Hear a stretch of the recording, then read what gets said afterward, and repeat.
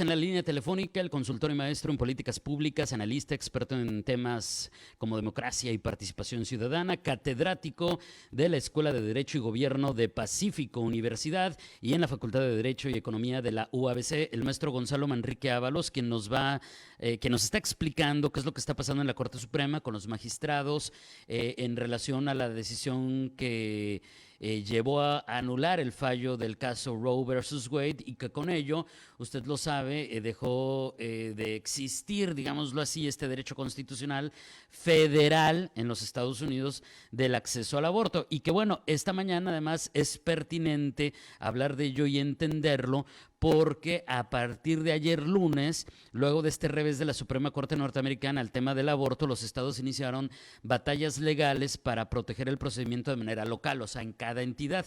Y en 3 estados de la Unión Americana aplicaron lo que le llaman leyes de activación automática. Y por otro lado hay 21 fiscales estatales de los Estados Unidos que salieron a decir que tenían un compromiso de apoyar y expandir el acceso al aborto. Pero antes de ello, pues el maestro Gonzalo Manrique nos estaba poniendo en contexto, pues justamente qué fue lo que pasó la semana pasada y en eso nos quedamos, Gonzalo, ya estamos de regreso, en que nos decías, bueno, también tiene que ver con la conformación de la actual Suprema Corte de los Estados Unidos y ahí estábamos.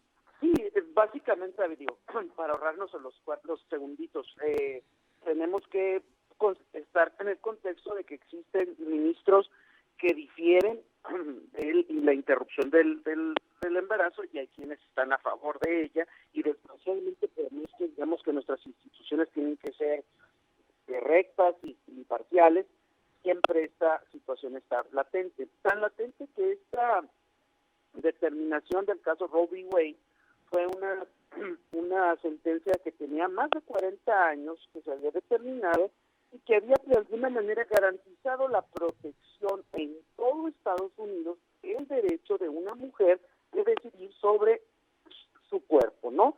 Y sobre todo que ampliaba esta ahora derecho hacia todos los derechos reproductivos de las personas. Entonces, por diversas situaciones que ahora existen, que hoy no las vamos a mencionar, pero digamos que era el precedente importante sobre el tema de la interrupción del embarazo. Bien, lo que nos extraña a nosotros como mexicanos y que la base, sobre todo las mujeres en Estados Unidos, que más del casi el 70% de las mujeres están en desacuerdo con la medida tomada según el Pew Research, casi el 70% de las mujeres, David, y casi el 60% de los hombres están en desacuerdo. Pero de acuerdo a esta resolución, lo que deja o que tiene por manifiesto, pues es que ata de manos a la federación y los estados, los 50 estados, tienen que legislar, y como tú bien ya lo mencionabas ahorita que regresábamos, ya hay estados donde está expresamente prohibida la interrupción del embarazo por cualquier circunstancia, método, forma, etcétera. Algo así como lo que había en México hace un par de años, cuando, por ejemplo, había mujeres en Guanajuato en la cárcel por haber interrumpido su embarazo, porque no existía alguna causa que lo justifique. Es decir, si te violaban, no podías abortar, ¿no? Entonces, estos tipos de situaciones son las que estamos viviendo ahora en Estados Unidos. ¿Qué pasa con nuestra óptica y la lógica de todas estas personas que están en desacuerdo? Te recuerdo, en México existe expresamente en nuestra Constitución el derecho, o más bien dicho, la garantía de que ninguna ley se le puede dar efecto retroactivo si va a ser en perjuicio de persona alguna. Desgraciadamente la Constitución norteamericana es distinta, ha tenido 3, 4 enmiendas en muchísimos años. Digo, en México este precepto ha prevalecido desde 1917 para acá. Ese derecho es, pues nosotros probablemente tengamos en nuestro cassette planteado que no se puede revertir una ley que suprima derechos, y esa es la controversia que existe actualmente en Estados Unidos, o es la discusión. ¿Cómo es posible que la Corte haya suprimido derechos que se otorgaron hace 40 años? Y hay gente que dice, no, pues es que no necesariamente revisamos el asunto. Entonces, como esto es una determinación de la Corte, ahora vendrá lo increíble. demandas y demandas en todos los estados que de alguna manera llegarán a la Corte, David, en unos años, y se volverá a presentar en un Roe v. Wade con otros nombres, con otros supuestos, y que vuelva a sentar un precedente. Claro está, mientras esté conformada la Suprema Corte de Justicia de Estados Unidos de la forma que está conformada, con dos conservadores más que liberales, lo dudo mucho que se logre modificar, ¿no? Pero esa es la ruta básicamente que van a seguir los norteamericanos. Pero en términos generales, a pesar de lo que se puede resolver en los estados, sí hay una afectación a los derechos reproductivos de las mujeres, que digo, para mí es el tema central, verlo desde la perspectiva de salud. En este sentido, pues decían, y escuchaba, y no sé si coincides con esto y pudieras ahondar en ello, Gonzalo, algunos políticos norteamericanos, incluso hasta republicanos, algunos de repente, yo dije, poco un republicano defendiendo esto, pero bueno, decían, aquí el problema es que estás castigando una vez más a las mujeres en estado de vulnerabilidad económica, porque finalmente, suena como feo decirlo, pero va a haber turismo de salud para clínicas de aborto en otros estados, pero pues de una clase económica que pueda solventarlo. Por supuesto, David, si tú analizas los 13, 14 estados que ya tienen prohibiciones en sus legislaturas sobre el tema de los derechos reproductivos, tiene que ver, ya la sabemos, la mayoría de los estados del sur y algunos del centro, como Utah, y algunos estados donde existen poblaciones evangélicas altas que obviamente se manifiestan en contra del aborto. O sea, ¿no? Utah, las Dakotas, Oklahoma, Wyoming, todas Dakotas, esas. Y abajo, Okay. Texas, Luisiana y el Corredor del Sol, que le llaman ahora. Ahí es Mississippi, Luisiana, ahí tú te vas, así es como una T invertida, así. Esos son los estados que ahorita tienen sus legislaciones. Entonces, como bien dices tú, hablamos de minorías que ya no son tan minorías, pero lo seguimos diciendo. La mujer afrodescendiente, soltera, en Georgia, nomás pongámonos en los ejemplos claros de los estados donde existen todavía estas teorías, no quisiera ser machistas, pero donde los derechos de las mujeres, digamos, todavía no llegan al punto donde existe este equilibrio o esta equidad, ¿no?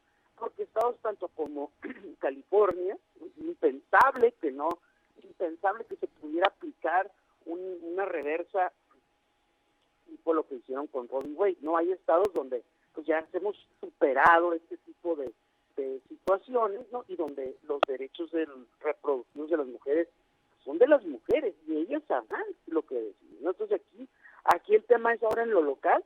Ayer Nancy Pelosi hablaba acerca de no penalizar, que va a existir mucho, como dices tú, turismo. Digo, no me desagrada decir esa palabra, sino decir que habrá mujeres que van a viajar de un estado donde no se puede practicar hacia un estado, ¿cómo se les decía ahora? A estados donde sí lo puedan practicar. El gobernador de Chicago ayer también invitaba y decía, aquí en Illinois, el gobernador de Illinois, de Chicago, el gobernador de Illinois invitaba a toda la población que si la mujer que quisiera podía ir a Illinois, eran santuarios, que los derechos se iban a respetar, pero también están hablando los republicanos de sancionar a las mujeres que se trasladen de su estado natal a otro estado a practicar lo que tú dices, el aborto, ¿no? Entonces, pues, sí hay mucha resistencia al tema, ¿no? Sí, incluso me hiciste recordar pues estos corporativos enormes, entre ellos Netflix, aunque fueron varios, que hicieron un anuncio respecto a que pues financiarían a las empleadas que decidieran pues realizarse un aborto para que no tuvieran esa problemática. Pero bueno, regresando al tema de lo que va a pasar en las entidades, lo que nos decías hace un ratito, Gonzalo, respecto a que vendrá enorme cantidad de recursos jurídicos, ¿qué es lo que podemos esperar? ¿Qué tipo de resultados se pueden dar? Porque además nos decías, esto va a tomar años. Sí, desgraciadamente ellos incluso van a tener que retomar esta lucha otra vez. Ya hay 2 suspensiones otorgadas en 2 estados, David, por jueces, porque por ejemplo en una Planned Parenthood, que tú sabes que es una organización que promueve estos los derechos reproductivos de las mujeres, ya interpuso un recurso, ¿no?, por la derogación del tema de Roe v. Wade, y entonces está suspendido el proceso para limitar los derechos reproductivos. Ahí en 2 estados está más o menos la situación ahorita, y lo que te digo, va a ser una batalla campal de muchos años, de muchas organizaciones, de muchas personas, donde pues finalmente se vaya a la Suprema Corte y algún día ya con una corte, pues, digamos, menos conservadora o con otra óptica, pues reviertan lo que la semana pasada. Se me hace absurdo, insisto, y creo que nosotros lo vemos absurdo, los mexicanos, porque tenemos como muy claro que existe un principio de no darle efecto retroactivo a los derechos ganados, ¿no? Y esto también permea en Estados Unidos, es de manera diferente su sistema constitucional. Desgraciadamente, David, eso es lo que pasó, pues un paso atrás en los derechos de las mujeres, y hay que decirlo, pues, porque al final de cuentas estamos debatiendo acá el derecho que tiene una mujer o no, ¿no? Pues yo ni mujeres somos, ¿no? Ni vamos a tener que decidir en eso, pero pues tristemente la semana pasada creo que fue un paso atrás grande. Ya se habla incluso de que Hillary Clinton va a ser la candidata en el 2024, David, hazme el favor. ¿Qué necesidad hay de que saquen a la señora otra vez de su casa? Pero como ella ha sido una reconocida luchadora a favor del caso Roe v. Wade, se ha manifestado y era una abogada litigante que luchó por estos derechos, pues todo el movimiento y ajetreo político que se está dando, incluso ayuda un poco a que la caída de los demócratas no vaya a ser tan dura en el de noviembre, ¿no? Porque evidentemente van a perder el control de la Cámara Baja, y ayuda mucho a reactivar y reincentivar a su base, sobre todo a las mujeres, ¿no? Que 3 de cada 4 mujeres ahora dicen, demócratas dicen que van a salir a votar, y para una elección intermedia pues es bastante. Entonces, pues sí, David, es todo un tema, y creo que va a estar en la agenda del 2022 y en la agenda del 2024, y esto cambia drásticamente el panorama. Creo que incluso a Kamala Harris se le da una nueva oportunidad o una nueva visión también para posicionarse, es decir, a las mujeres que vayan a ser candidatas, creo que se posicionan muy bien para este y el 24, porque este tema pues no estaba en la agenda política, y te garantizo que va a ser de los 3 temas centrales en los próximos 2 años. Muy bien, eso también es súper interesante, la manera en que cambia la perspectiva de lo que pudiera suceder en un proceso electoral próximo. Y bueno, ya nos pasamos, pero a ver, un minutito más y ya despedimos, Gonzalo, porque no puedo evitar también preguntarte qué hay con este asunto de que se percibe, creo, no estaré equivocado, pero tú me dirás qué piensas, que todo esto ha generado mucha más división, veo mucho enojo, veo mucha frustración, y eso pues no abona en nada, pero vaya, la división. Sí, la polarización en los temas, en todo el mundo lo estamos viendo, David, no nada más en México ni en Estados Unidos. Esto no ayuda en nada, pero pues a los cuerpos políticos, a los grupos políticos, parece que ya encontraron la fórmula de dividir. Mike Pence también ya salió a decir que era un hecho sin precedentes, que lo aplaudía, que lo celebraba, el derecho más bien dicho, que no hubiera la interrupción del embarazo. Esto ayuda a decantarse políticamente, pero desgraciadamente, y como te lo venía diciendo, en vez de que estemos hablando de lo mal que está la inseguridad, de lo mal que está el uso de las armas en Estados Unidos, o los muertos en México, o la salud aquí o la salud allá, nos centremos en un tema que pues de alguna manera ya era cosa juzgada, ¿no? Y es muy lamentable, pero eso es lo que es la agenda que hay en el mundo, la de dividir y contrapuntearnos con temas que creo que deben de ser de cada persona, ¿no? Y no del colectivo. Gonzalo, te agradezco enormemente, que tengas un excelente martes. Muy buenos días. Gracias, David. Un saludo, Gracias, es el maestro Gonzalo Manrique Ábalos, consultor, maestro en políticas públicas, analista, experto en democracia y participación ciudadana, catedrático en la Escuela de Derecho y Gobierno de Pacífico Universidad y en la Facultad de Derecho y Economía de la UABC.